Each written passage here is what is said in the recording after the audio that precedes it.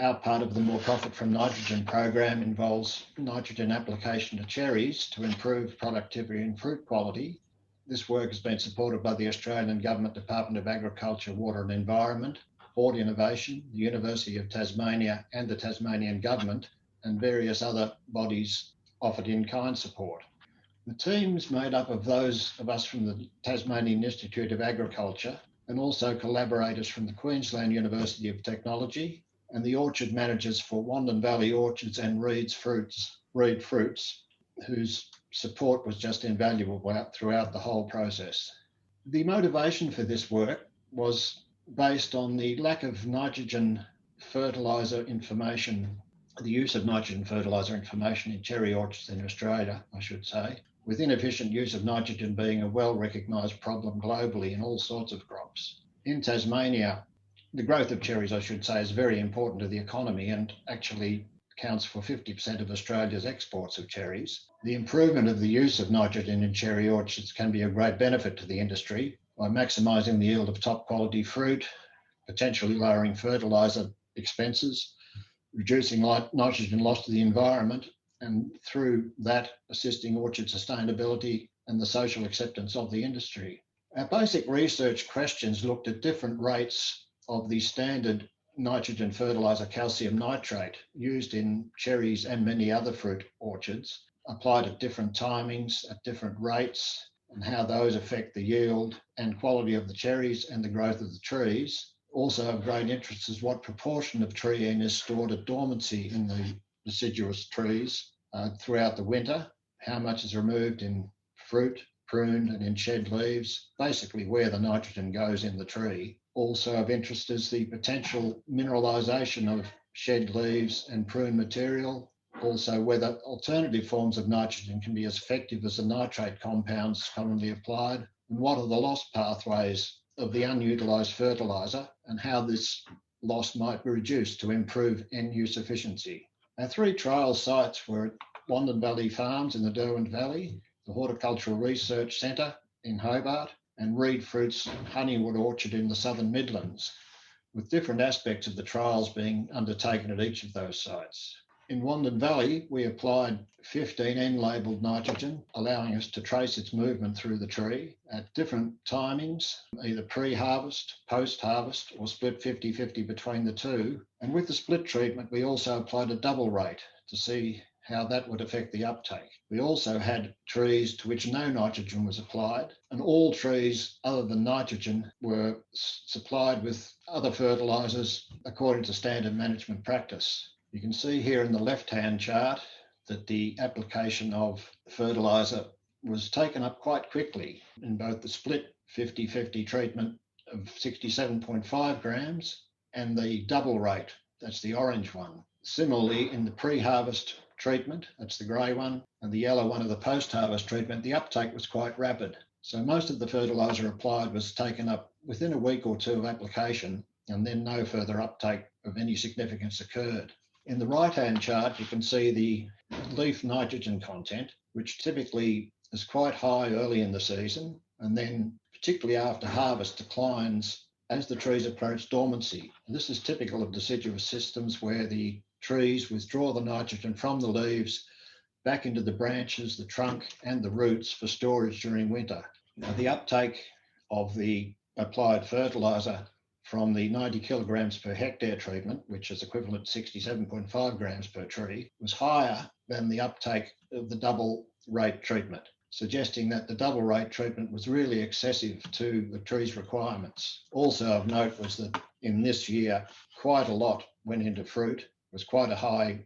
yield of fruit that year. And also a large amount went into prune material. This chart on the left demonstrates it even more clearly. The amount that went into fruit when nitrogen was applied was quite a lot higher than that when no nitrogen was applied. And even more markedly, that which was removed in prunings was very high indeed compared with in the two treatments where nitrogen was applied compared with that where no nitrogen was applied. Looking at the right-hand chart, you can see that the amount removed in prunings, fruit and shed leaves was over 100 kilograms per hectare. But most of that actually remained within the orchard in the prune material and the shed leaves for potential recycling as it was mineralised as time went by. This chart here is another growth measurement,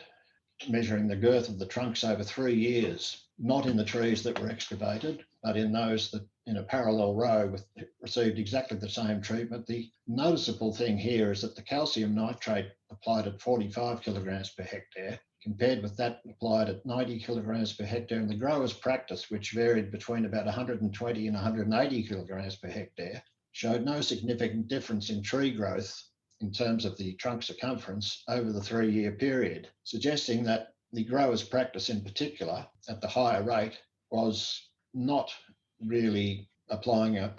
was not necessary, I should say, to apply that higher rate of nitrogen to sustain the tree growth. Over this 3-year period, there was no significant difference in fruit yield or quality between any of the treatments, suggesting that seasonal factors were a bigger influence on the yield of fruit and its quality than any nitrogen applied. Here we see the difference between the timings of application of 90 kilograms per hectare, either pre-harvest, post-harvest, or split 50-50 between the two, with the post-harvest uptake being marginally higher than the other two treatments. This top chart on the right-hand side demonstrates that quite a lot in the pre-harvest treatment went into fruit, whereas in the post-harvest treatment, more went into prunings. The conclusion could be drawn not just from this chart, but from other data we have, that excessive application either pre or post-harvest tends to favour excessive amounts of nitrogen being removed in fruit or in prunings. You can see in this bottom chart on the right-hand side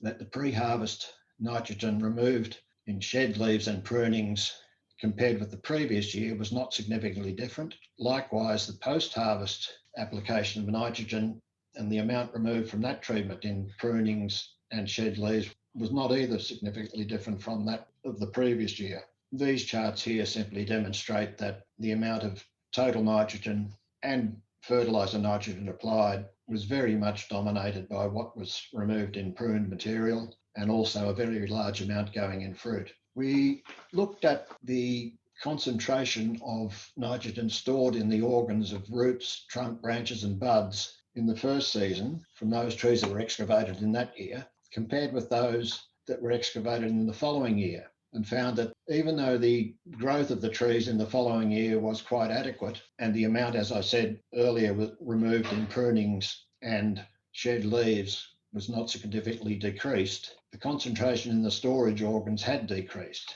We calculated that to bring that concentration in the storage organs back up to the level that it was in the previous year where nitrogen was applied, required a certain amount of nitrogen applied per tree, and that the average removed in fruit over the 2 years, because there was quite a significant decrease in the yield of fruit in the second year that was unrelated to nitrogen application, required the addition of 19.7 grams per tree to bring the storage organs back up to the previous level, and an average of 49 grams per tree to account for that was removed in fruit. These two amounts added together equated to 91 kilograms of nitrogen per hectare, which was obviously substantially less than the about 120 kilograms per hectare applied by management. So we concluded that there was quite substantial room for decrease in nitrogen application without any loss of fruit yield or quality or any loss of growth in the tree. The mineralisation trial that was carried out at the Horticultural Research Centre in Sandy Bay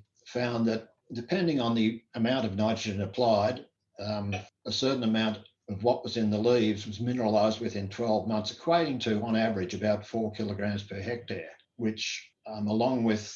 mineralised material coming from nitrogen fertiliser that found its way into the interrow and in weeds, formed quite a large pool of nitrogen that was recycled over time. That in stems, we found, was recycled very much more slowly and was not significant over a 12-month period. The trial in the central, or the southern Midlands, I should say, looking at different rates of calcium nitrate applied and alternative organic forms of nitrogen applied to trees, found no significant difference in the growth of the trees over the period. These were young trees, I should add, that were about 18 months old when this 3-year trial began. They only had one commercial yield of fruit, which was at the end of that 3-year period. And again, there was no significant difference between the yield on the basis of the rate of nitrogen applied, except for this anomalous difference when this rate of 60 grams of N per tree, I should say, was applied. But we just put that down as being an anomaly because there was no logical explanation for why that difference would occur. Other than that, there was no significant difference between any of the treatments in terms of quality. So we concluded that basically the soil was so well prepared for the young trees before our trial began that any applications we made really made no difference to the yield or the quality of the fruit. At that site, we also had lysimeters installed to measure the nitrogen leaching below the root zone. Unsurprisingly, that was greatest when the soil moisture was the highest, leading to the soil being saturated and thus water draining below the root zone and taking nitrate with it.